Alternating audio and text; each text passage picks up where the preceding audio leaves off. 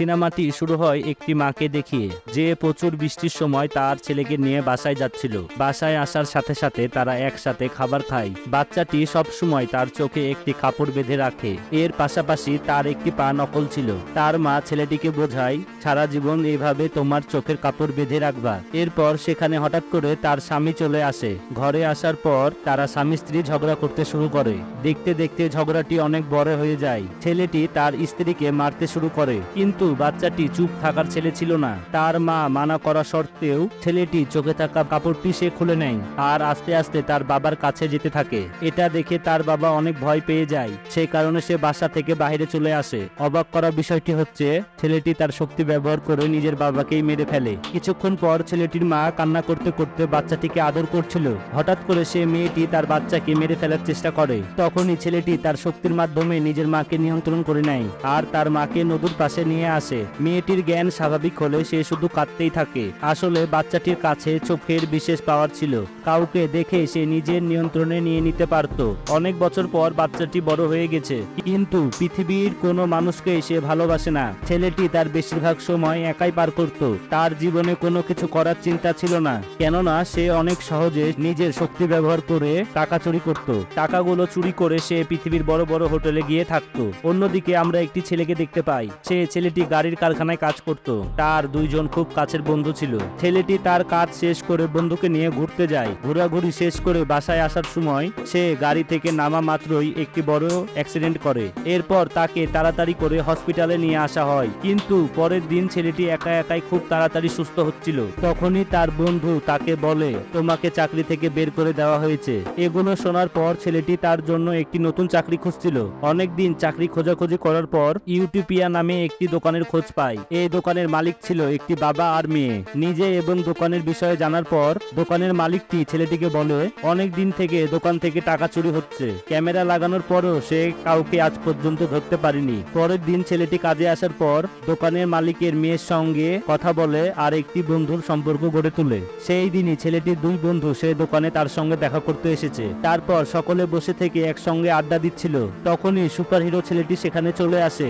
সে সবাইকে তার নিয়ন্ত্রণে নিয়ে নেয়। এখন তার শক্তি আরো বেশি বেড়ে গেছে। এখন সে একসাথে অনেক মানুষকে নিয়ন্ত্রণ করতে পারে। তখনই দোকানের মালিককে দোকান থেকে টাকা আনতে বলে। অবাক করা বিষয় হচ্ছে, কর্মচারী ছেলেটি সুপারহিরো ছেলেটিকে দেখতে পাচ্ছিল। এটা দেখে সুপারহিরোটি অনেক অবাক হয়ে যায়, কেননা সে এ বাচ্চাটিকে নিয়ন্ত্রণ করতে পারছিল না। তখনই তার হাত থেকে বাঁচার জন্য তারই বন্ধুকে কাজে লাগায়। অন্যদিকে মেয়েটিকে ব্যবহার করে তার পিঠে চাকু মেরে দেয়। তারপরও ছেলেটি খারাপ সুপারহিরোকে ধরতে যাচ্ছিল।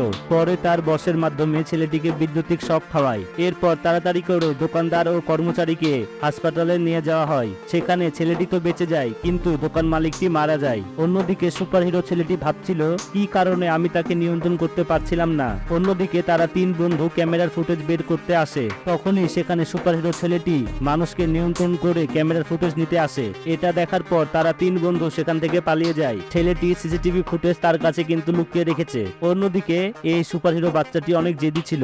সে ছেলেটির উপর আক্রমণ করে দেয় আর তাদের ভিতরে অনেক মারামারি লেগে যায়। তখনই কর্মচারী ছেলেটি বুঝে যায় এর শক্তি ব্যবহারের জন্য আশেপাশে মানুষ থাকা প্রয়োজন। মানুষ না থাকলে এ আমার কোনো কিছুই করতে পারবে না। তাই কর্মচারী ছেলেটি গাড়ি নিয়ে সুপারহিরো ছেলেটির পিছা করে। গাড়ি থেকে নেমে যখনই ছেলেটাকে কিছু বলতে যাবে, তখনই 4-5 জন মানুষ এসে তার উপর হামলা করে দেয়। এই 4-5 জন মানুষ সুপারহিরো বাচ্চাটির নিয়ন্ত্রণে আছে। কিন্তু যখন তারা ছেলেটিকে মারতে যাচ্ছিল, তখনই তার কাছে থাকা ইলেকট্রিক গুলি দিয়ে বাচ্চাটির উপর হামলা করে দেয়। এরপর সে বাচ্চাটির চোখের উপর কামড় দিয়ে দেয়। এর কারণ হলো সে যেন চোখের মাধ্যমে কাউকে নিয়ন্ত্রণ করতে না পারে। এরপর সুপারহিরো বাচ্চাটিকে নিয়ে ছেলেটি একটি পুলিশ স্টেশনে আসে। সেখানে থাকা পুলিশগুলো তার কথা শুনে বিশ্বাস করছে না। অন্য পুলিশ অফিসার তাকে নেশাখোর বলে দাবি করে। পুলিশগুলো একটু বেশি বুঝে যাওয়ার কারণে সুপারহিরো ছেলেটির মাথা থেকে কাপড়টি তুলে দেয়। তখনই সাথে সাথে সব পুলিশগুলোকে সে নিয়ন্ত্রণে নিয়ে নেয়। তখনই ছেলেটি সব পুলিশ অফিসারের সাহায্যে কর্মচারী ছেলেটির উপরে হামলা করে দেয়। কিন্তু ছেলেটি অনেক কষ্টে পুলিশ স্টেশন থেকে পালাতে সফল হয়। এরপর ছেলেটি সোজা রেল স্টেশনে চলে যায়, কিন্তু সুপারহিরো ছেলেটি এখনো তার পিছা করছিল। তখনই সুপারহিরো ছেলেটি সব মানুষকে নিয়ন্ত্রণে করে কর্মচারী ছেলেটির উপর আক্রমণ করে দেয়। এতগুলো মানুষের ভিড়ে একটি মেয়ের কাছে বাচ্চা ছিল। নিজের উপর কাবু না থাকায় সে তার নিজের বাচ্চাকে রেল লাইনের দিকে ছুঁড়ে মারে। একটি ট্রেন অনেক জোরে বাচ্চাটির কাছে চলে আসছিল।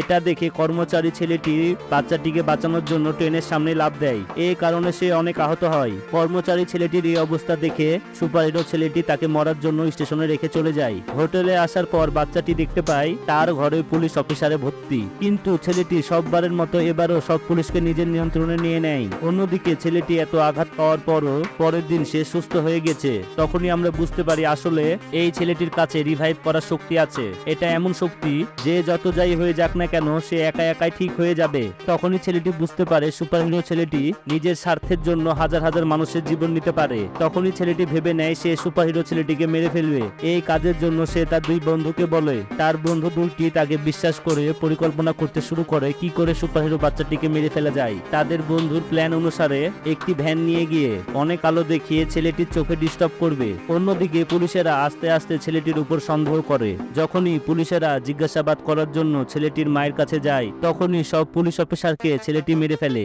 শেষমেশ তার মাকেও মেরে ফেলতে চাচ্ছিল, কিন্তু যতই হোক না কেন সে তার মা, এই কারণে তাকে মারে না। অন্যদিকে ব্যাংকে থাকা কিছু টাকা মায়ের অ্যাকাউন্টে দিয়ে দেয়। অন্যদিকে তারা তিন বন্ধু গাড়িতে করে সুপারহিরো ছেলেটিকে খুঁজছে। তখনই কিছুক্ষণের জন্য ছেলেটির চোখ বন্ধ হয়ে যায়। তখনই দুই বন্ধুর ভিতর মারামারি লেগে যায়। আসলে সুপারহিরো ছেলেটি তার শক্তি ব্যবহার করে এমন করছে। ছেলেটি গাড়ি থেকে বের হয়ে তাকে খুঁজতে শুরু করে। তখনই সে সুপারহিরো বাচ্চাটিকে দেখতে পায়। তখনই তার কাছে ছেলেটি যায়। তখন সে দেখতে পায় অনেক মানুষকে সে নিয়ন্ত্রণ করে রেখেছে। তখন সে মানুষগুলোকে ব্যবহার করে ছেলেটির সঙ্গে কথা বলছিল। তাদের কথা মতে সবার মৃত্যুর জন্য এই ছেলেটি দায়ী। তারা আরো বলে তুমি ছেলেটিকে আটকাতে না গেলে এত মানুষকে মরতে হতো না। সে টাকা চুরি করে আর চলে যায়, মানুষকে তো হত্যা করে না। এই কথাগুলো শেষ হওয়া মাত্রই সব মানুষগুলো একের পর এক উপর থেকে নিচে পড়ে যাচ্ছে। কর্মচারী ছেলেটি অনেক চেষ্টা করছে, কিন্তু তার হাতে কিছু করার নেই। সবাই যদি নিজের ইচ্ছায় আত্মহত্যা করে তাহলে সে কি করবে? অন্যদিকে তার দুই বন্ধু ছেলেটির উপর আক্রমণ তো করে, কিন্তু এটাতে ছেলেটির কিছুই হয় না। ছেলেটি নিজের পরিকল্পনায় হেরে যাওয়ার কারণে অনেক কষ্ট পাচ্ছে।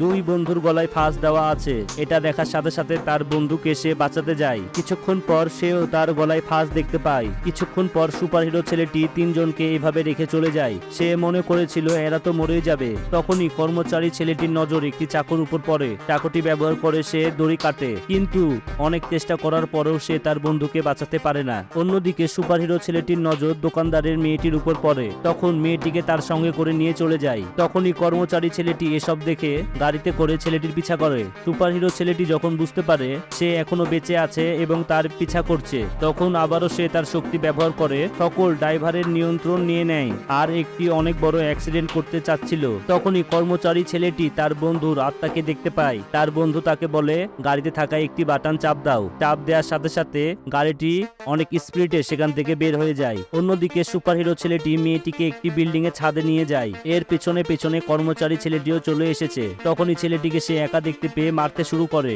সুপারহিরো ছেলেটির নজর তখন মেয়েটির উপর পড়ে। মেয়েটিকে তখন ছেলেটি ছাদের উপর দাঁড়িয়ে থাকতে বলে। এটা দেখার পর কর্মচারী ছেলেটি মেয়েটিকে বাঁচাতে যায়, কিন্তু সুপারহিরো ছেলেটি পিছন থেকে তাকে গুলি করে দেয়। এরপর ছেলেটি আরো আঘাত করে। ছেলেটিকে মেরে ফেলা আগেই ছেলেটি সুপারহিরোর পরিবারকে নিয়ে ঠাট্টা করে। সুপারহিরোর পরিবারকে নিয়ে এমন এমন কথা বলে যে কথাগুলো তার মনোযোগ নষ্ট করে। এই সুযোগকে কাজে লাগিয়ে কর্মচারী ছেলেটি তাকে নিয়ে একসঙ্গে নিচে পড়ে যায়। কিন্তু আমরা জানি ছেলেটির কাছে রিভাইভ হওয়ার শক্তি আছে, এই কারণে ছেলেটি বেঁচে যায়। আর অন্যদিকে সুপারহিরো ছেলেটি মারা যায়। কয়েক বছর পর কর্মচারী ছেলেটিকে হুইল চেয়ারে দেখা যায়। সে ট্রেনে করে কোথাও যাবে বলে স্টেশনে এসেছে। তখনই একটি ছোট বাচ্চাকে রেল লাইনের উপর পড়ে থাকতে দেখতে পায়। অন্যদিকে ট্রেন আসছিল, সবাই মনে করছে বাচ্চাটি হয়তোবা মরে যাবে। তখনই কর্মচারী ছেলেটি বাচ্চাটিকে এসে বাঁচিয়ে নেয়। এর সাথে সাথে সিনেমাটি এখানে শেষ হয়ে যায়।